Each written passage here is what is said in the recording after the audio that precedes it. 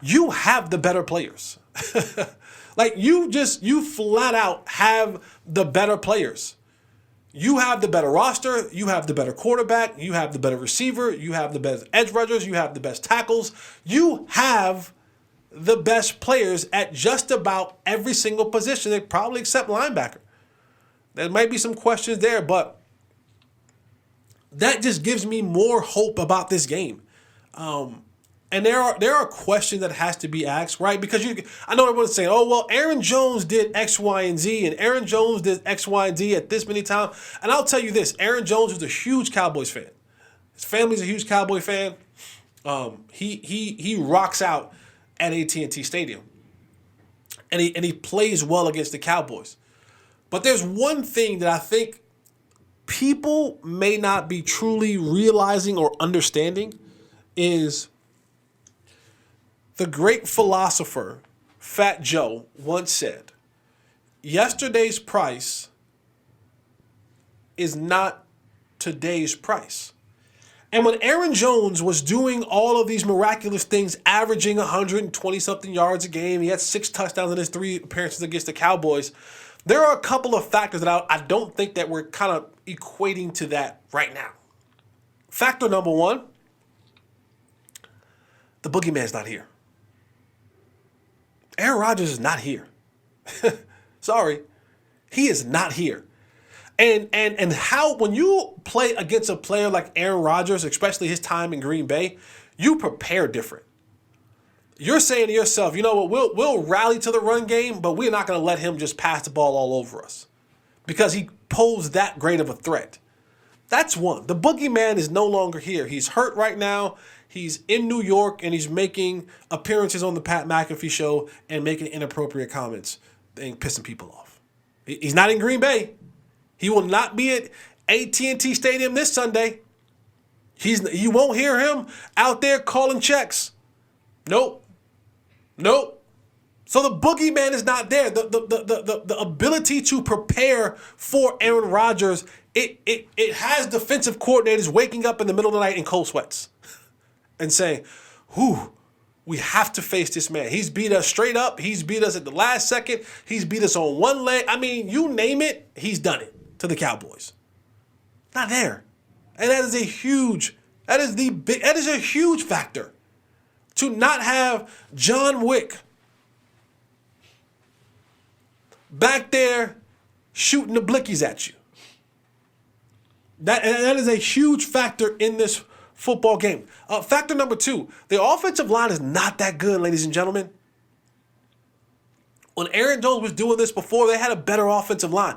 There were times where Aaron Jones was running behind what some people may have put up and said, this is a top 3, 4, 5 offensive line in the league. They ain't that now.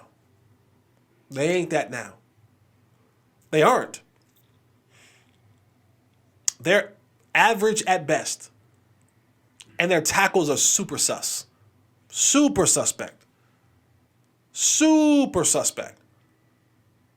This is why they're always in a lot of 2 tight end sets. Because they need their tight ends to get in there and block. Because their tackles just aren't good enough. I said this on one of my shows earlier this week. I was watching some of the games and preparing for my weekly stuff and preparing for Unfiltered with Jesse Holley. And I couldn't take my eyes off Rasheed Walker, number 63, their left tackle. And I don't know about you, but for me, I like my left tackles like I like the women down at the trailer parks. Nasty. I like them nasty.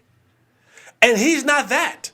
He is a one-effort type dude. He's not nasty. He gets walked back into the quarterback over and over and over again. He has no anchor. And I just thought to myself, Micah is going to have a field day. And he's going to be pissed off now. He's second team all-pro. Didn't make first team. And if you don't make first team all-pro, you can pretty much pack up defensive player of the year. That ain't happening. You don't get first team all-pro, you ain't making defensive player of the year. So you can pack both of those awards up. First team all-pro, and now Michael will get a big contract. But Michael will be pissed. He should be. And this is an opportunity where he should take full advantage. So the offensive line, that's the second key, is not good. And then, of course, the weapons that was around Aaron Jones at one point in time. You're talking about Randall Cobb. You're talking about a good tight end. You're talking about Devontae Adams. Like Casey, Dalvin, Devontae. That Devontae. When he was with Aaron, he was arguably considered the best wide receiver in all of football. You think that box gonna be light when you got Devontae Adams out there? You're damn sure right it is. Another factor, I would say, and I'm not saying that this particular defense, this current Cowboys defense, is the end-all, be-all, run-stopping specialist team of all time. No, I'm not saying that. Of course, you guys, you know what happened in Buffalo. I'm not saying that at all. This defense, this front four, this front seven, far better than the ones they had before when Aaron Jones was doing his thing. So there are some factors, there are some factors that you have to put in play that says that yesterday's price is not today's price. And that what Aaron Jones did before, he's minus the weapons, he's minus the O-line, he's minus the boogeyman, John Wick, and he's going up against a better all-around defensive front. So that eased my worries up. Now listen, I can only sit here and tell you what I see. I can only sit here and tell you what I observed in film and how I broke it down and what the keys and things say that he may go out there this Sunday and run all over the hell out of the Cowboys. I'm just telling you what I see. I'm giving you the facts by the way that I see them. I can't predict the game, but the fact of the matter is Aaron Rodgers is no longer there. I know for a fact that defensive coordinators plan differently for a team that has Aaron Rodgers and a team that does not have Aaron Rodgers. It matters. Now, the one thing that when you look at this, the Cowboys are looking at this game, and where it still worries me is that the playoffs, we're talking about playoffs. In the playoffs, what ends up happening is your flaws become magnified. The thing that you were able to sometimes hide or teams couldn't necessarily really focus on, may hit it once or twice, not in the playoffs. There is no tomorrow in the playoffs. I need to pull out all the stops and figure out any and every way, by hook or by crook, to pull out a victory. And for the Cowboys, defensively, one of the things that has been an Achilles heel for them all year long is size. That's what she said. No. Is there size at linebacker? Damone Clark playing out of position. Marquise Bell playing out of position. And so now teams are looking and saying, while Damone Clark should be a will linebacker, he's playing middle linebacker, and the Cowboys' base defense, when I say base defense, I mean this is the defense that they always start with. This is what their foundational defense is, really a big nickel, because Marquise Bell is a safety playing linebacker. And so that can be exposed. If LaFleur and company are looking at a way to expose the Cowboys, I'm going to attack number 14. Because the laws of physics, and I went to a public high school. Shout out to Roselle Abraham Clark High School. I went to a public university. Shout out to the University of North Carolina. Go Heels and go Rams. But simple math tells me that a 300 plus pounds runs into 200 pounds, the force of one will move the other on a consistent basis. So if offensive linemen of the Green Bay Packers, who are 300 plus pounds, are continuously blocking and running to Marquise Bell over and over and over and over and over again, the young man's going to move. That's just the law of physics. I don't even know is that physics? We'll go with it. It's a law of physics. I'm bigger, I'm stronger, I'm heavier than you. And that's the Cowboys defensively have been built, and this is why I'm so glad for the Cowboys are playing at home. But they have been built to play with a lead. The Cowboys defense has been built this season, this 2023-2024 season, they have been built to play from the front. Because when the offense puts up, when the Cowboys offense puts up a ton of points, and they got teams up by 10 and 13 and 14 points, well, what happens now? You can't run the football. Now it's a race against the clock. I have to score points and try to stop the Cowboys offense from scoring points, and we don't have that much time. So I have to become a passing football team. Well, that plays perfectly in the hands of the Dallas Cowboys. Because now these guys, the edge rushers, Tank and Fowler and Osa and Golston and all these guys, and Micah, they can pin their ears back and they can come after your quarterback. Micah, who leads the league in pressures and is up there in the top 5 or 10 in sacks, guys across the board, 4 or 5 sacks across the board for each one of these guys. That's what they want to do. And now I have Damone Clark and Marquise Bell and Dono and Curse and Hooker and Gilly and Bland. Now I have the smaller guys who are able to fly around and read the quarterback's eyes and make plays on the football. See, this defense wasn't built to be in battles. It wasn't built to be in the long-standing hand-to-hand combat battles that require you to be able to stop the run when you know it's coming. And that's where the Cowboys have found themselves. Look at the games. Look at Arizona. Look at San Francisco. Look at Philly. Look at Buffalo. Look at Miami. They were not able to pull away. They were not able to stretch the lead of these teams. And then they had to have the battles.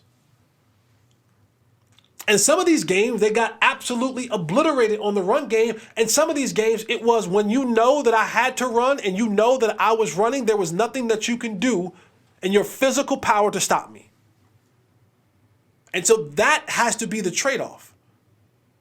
And that's when you go to the offense and you say, all right, Dak, okay, CD, interesting stat from Cowboys beat writer John Machota. The Cowboys are 11-0 when Brandon Cooks gets at least 20 yards or more in the game. When Brandon Cooks gets at least 20 yards or more in a game, the Cowboys are 11-0. They're 0-5 when he doesn't. Arizona in week 3, he had 17 yards. Week 5 against San Francisco, he had 7 yards. Week 9 against Philly, he had 7 yards. Week 15 against Buffalo, he had 10 yards. Week 16 against Miami, he had 14 yards. So while establishing your run game, Dallas Cowboys offense, while your quarterback is establishing his dominating performance with CeeDee Lamb, which I think will continue, and Jake Ferguson, a key, if you're doing your analysis, an X factor in this is Brandon Cooks. Now, if it remains true, he needs 20 plus yards for the Cowboys to be successful, I get it to him early. Get it to him early. But the Cowboys have a better, this offense of the Cowboys is one that is, I think, far superior than what they have in the Packers defense. The Packers defense is they have some players, Quay and Preston Smith and guys like that who can make some plays. But I don't think that this is a defense for the Packers that can stand up and go toe-to-toe with the Cowboys offense. Far too much firepower. Dak Prescott is playing far too of an elite level. CeeDee Lamb, first team All-Pro, 1,700 yards. I mean, he is in a absolute zone. And the way they play defense, if I was a betting man, which I'm not, I will put a couple coins on Jake Ferguson. Seam routes. That middle of the field. Pretty ball that Dak Prescott throws, that seam route. Right off the ear hole of that defender, they trying to run down the middle of the field with Jake Ferguson. I'll put a couple bucks on the over. Whatever the receiving yards of Jake Ferguson is, I might throw a couple coins on the over. But the Cowboys are far too superior in talent and in scheme, in productivity, in players, and you're playing at home. Outside of the Lions game, you were a 40 burger. You were averaging a 40 burger at home. Need to get back to that. That needs to be a significant part of what you do. That has to be how you operate. 7-point favorite right now. This should be a 2-score victory. This should be a 2-score victory. The Cowboys have to get out of their way. Don't shoot themselves in the foot. No dumb penalties. A turnover may happen. But Jordan Love is far too loosey-goosey with that football. I think Jordan Love is a good player. Not great, good. I think he has a ton of potential. He has Aaron Rodgers-esque potential. But he hasn't figured out how to... He's not as mature as Aaron Rodgers. A gunslinger. Can throw from all angles. He just hasn't figured out a way. He hasn't matured to the level of Aaron Rodgers, and it gets him in trouble. But again, I watched this game, and I think, man, this should be a 3-sack type of game for Micah. Strip sack fumble for a guy like Tank or something like that because of the way that he handles the football. Talking about Jordan Love. And the Cowboys at home, it means something to sleep in your own bed, drive your own car, get in your own hot tubs, have the accommodations that you need in your locker room.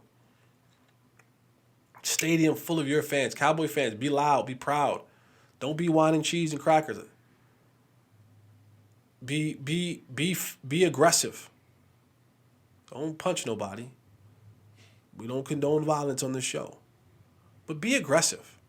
Know when to cheer. When Dak does this, the offense, that means be quiet. That doesn't mean get loud. Okay? When you see the rowdy and the guys doing this, that means turn up. And again, if you see me on the Big Summertime, just holler at your boy. If you see me trying to say what's up, ski you eat. But the Cowboys are a better football team. Absolute better football team. I don't have any hesitation or fear or timidity that the Cowboys will come out of this game with a loss. I feel very confident that the Cowboys will come out of this football game victorious. And it won't be close. Now, if I have to come back here next week and I've said, well, the Cowboys lost that game, it'll be because of everything that they did wrong. They would have turned the ball over. They would have shot themselves in the foot. They would have not, it would be a bunch of self-inflicted wounds. I think Green Bay, and we need to get our licks on Green Bay right now. Because Green Bay offensively got a bunch of jokers on that offense that's rookies or second-year guys. A bunch of them. This is Jordan Love's third or fourth year in the league, but this is his first year starting. But the receivers, the backs, not the backs, but the linemen is a bunch of guys. Tight ends is a bunch of guys who are rookies or second-year guys. They're going to figure it out. They're going to get better. And then we may have to contend with them later on. But right now, this isn't competition.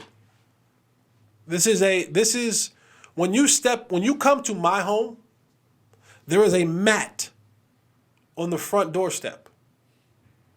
You are to clean your feet on that mat before you advance to the next part of coming on my home. You've advanced to my property. Now wipe your feet and advance into my home. I'm not saying that the Green Bay is a doormat. What I'm saying is that Green Bay is the first step. The Cowboys should wipe their feet with Green Bay. They should. before they enter the next situation. This should not be a contest at all.